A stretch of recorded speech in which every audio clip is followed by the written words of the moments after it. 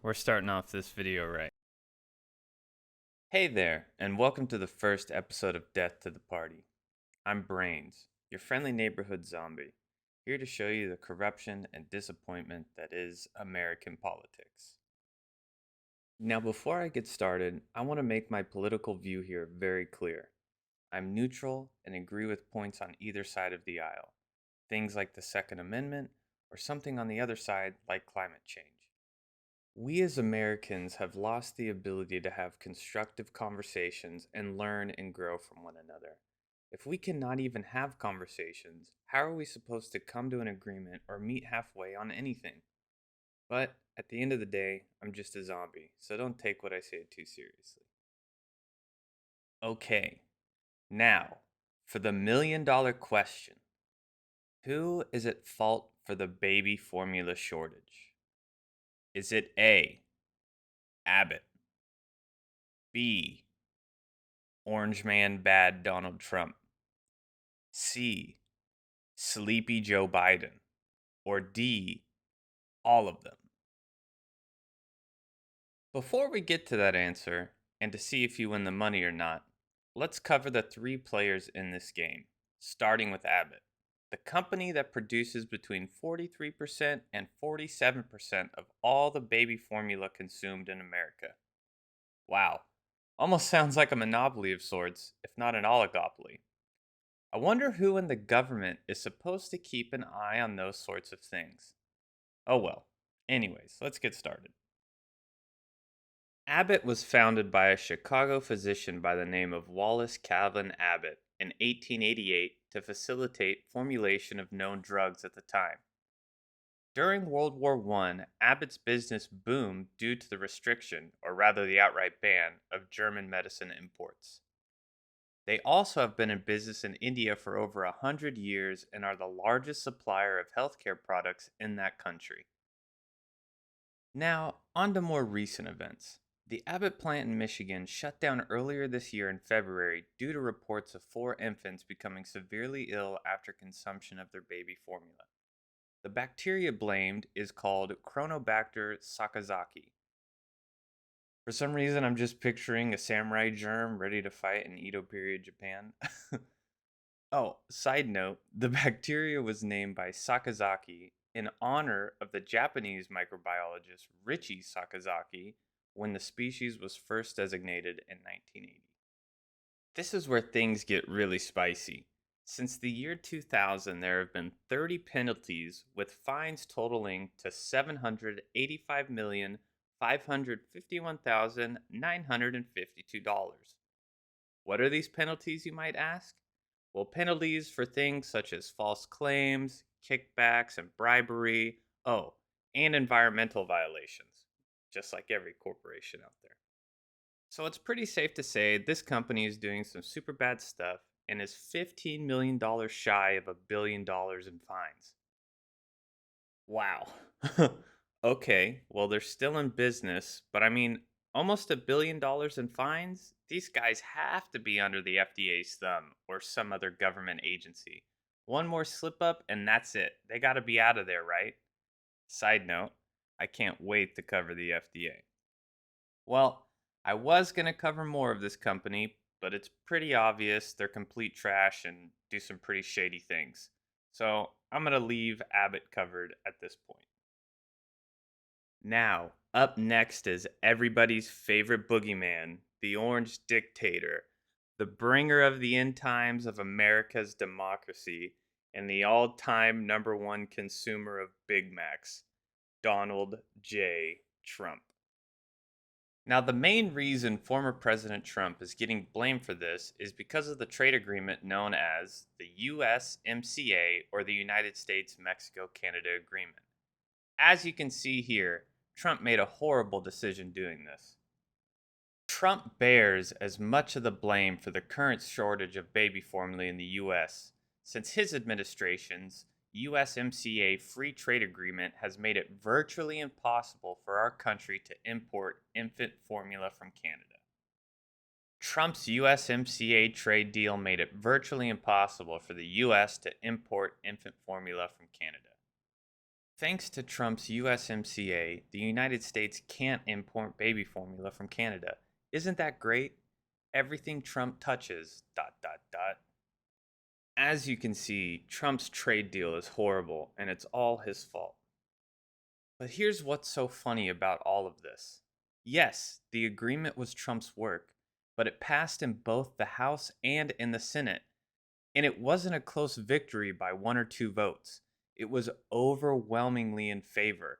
So much so that in the Senate it passed 89 to 10, and in the House it passed with a vote of 385 yeas to only 41 nays.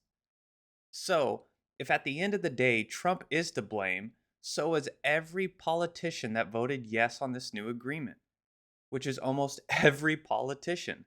Even Chuck Schumer, who ultimately voted against it, said, despite the fact it includes very good labor provisions, I am voting against the USMCA because it does not address climate change, the greatest threat facing the planet. The man liked what was in the agreement, the parts Trump is being blamed for. So even people who voted against the damn thing liked those parts. So let's get back to the problem that this agreement is causing. Canadian imports, baby formula included, are heavily tariffed. This is causing a supply issue due to the biggest producer of formula factories being closed down. Now, when this agreement was originally passed, it was to combat, at least partially, Chinese production of baby formula. With a $332 million investment, China built a plant in Ontario. Now, I don't know how you feel about China, but I believe we are in an economic war with them. A war that I believe China is slowly going to win, and I, for one, want to do everything in my power to avoid losing to them. So, yes, this agreement that was made with other things in mind is now causing a supply issue with baby formula. On the other hand, the fact that the FTC, the Federal Trade Commission, or some other alphabet agency has not come in and said, hey, this one company produces almost 50% of the nation's baby formula. Could this be a problem? Is beyond me. But at the end of the day, if you want to blame Trump, that's fair, because in all reality, that agreement is now causing some of the supply strain due to the tariffs. But it's not just Trump, it's every politician that checked yes on that ballot. I wouldn't be surprised if some of those that voted yes are now blaming the Orange Man for the terrible agreement that should have never been passed in the first place. Up next is my favorite of the three, Sleepy Joe Biden, or known to the MAGA side of this sad, sad dystopian future we are apparently living in as FJB. It's funny because they're creating their own alphabet mafia to compete with the LGBTQ plus. Sorry, I don't know all the letters, it's too much. Anyways, Mr. Trips 3 times walking up the stairs nominated the current commissioner of the FDA, Dr. Robert Califf, who we'll be talking about shortly. How is this Joe Biden's fault, you may ask? Well, let's see. There's a branch of the government known as the executive branch. The head of that branch is the President of the United States, Joe Biden. And one of the departments the executive branch covers is, you guessed it, the FDA. If a person nominated to a position fails so horribly, with such ignorance and almost turtle like speed of response, I am sorry, but the blame then falls on the one who nominated him to begin with, as well as those who voted for him to be in that position. After all, this is not Dr. Robert Califf's first time in the position. Nope. Back under former President Obama, he was nominated and appointed back in 2016 and resigned the day former President Trump was sworn in, per some weird ass tradition. In 2016, the Senate vote was almost unanimous, 89 to 4, with 7 choosing not to vote. One of the most prominent voices of opposition against his appointment, both then and now, was Bernie Sanders. Sanders questioned his ties to the pharmaceutical industry and commitment to lowering drug costs.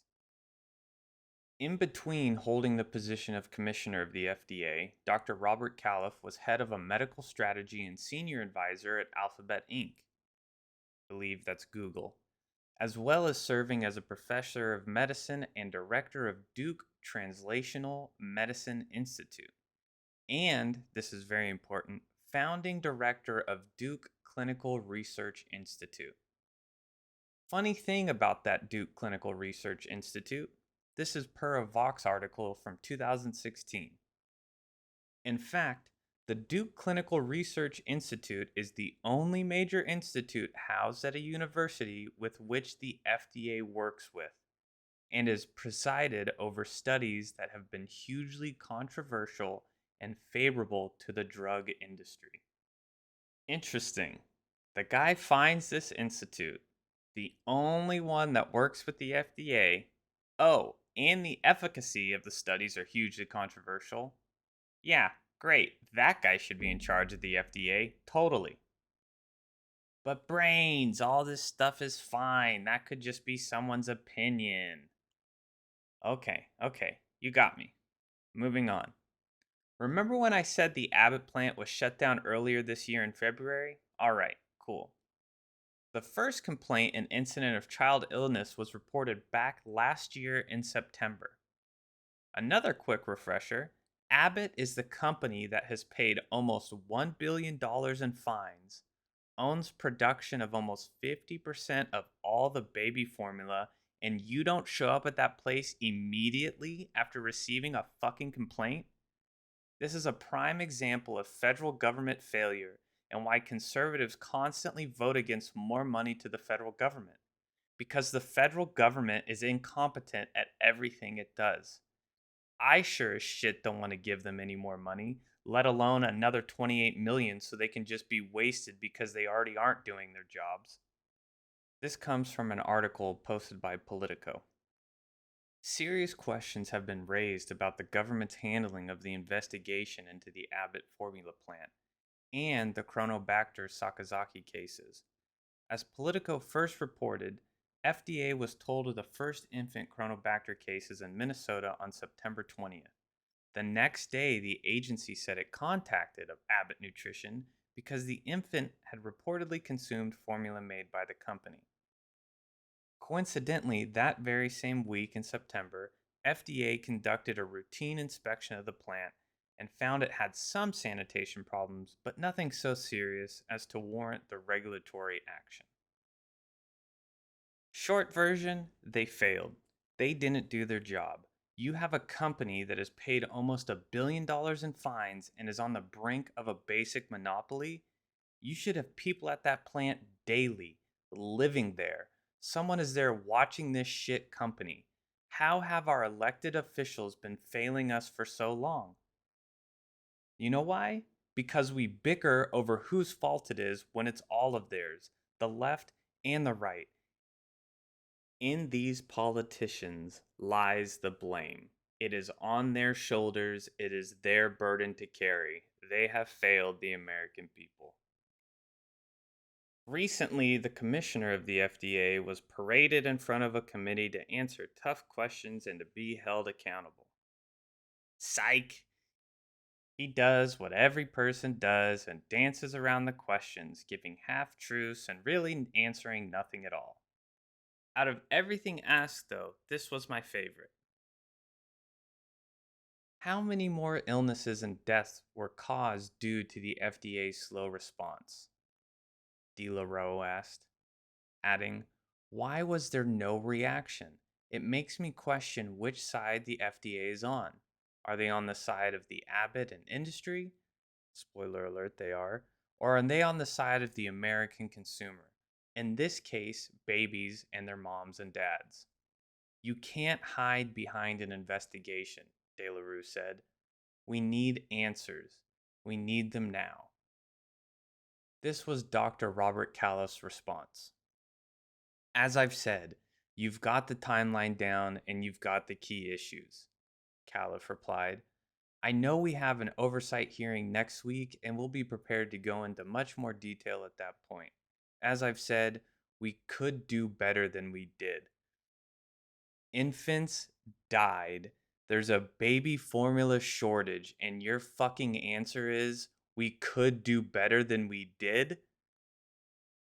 On what planet are we allowing our duly elected officials to put people in power that come to a committee and have those kinds of fucking answers? It is absolutely infuriating. Get this man out of this position right now. And Joe Biden, you have no right for nominating another. He is unfit to choose. Get this man out of the commissioner seat. The FDA's incompetence does not end there. The FDA itself is actually causing and adding to the supply issues with its overbearing regulations. This next bit comes from an article written by The Atlantic. FDA regulations of formula is so stringent that most of the stuff that comes out of Europe is illegal to buy here due to technicalities like labeling requirements. Nevertheless, one study found that many European formulas meet the FDA nutritional guidelines and in some ways might even be better than American formula because the European Union bans certain sugars, such as corn syrup, and requires formulas to have a higher share of lactose.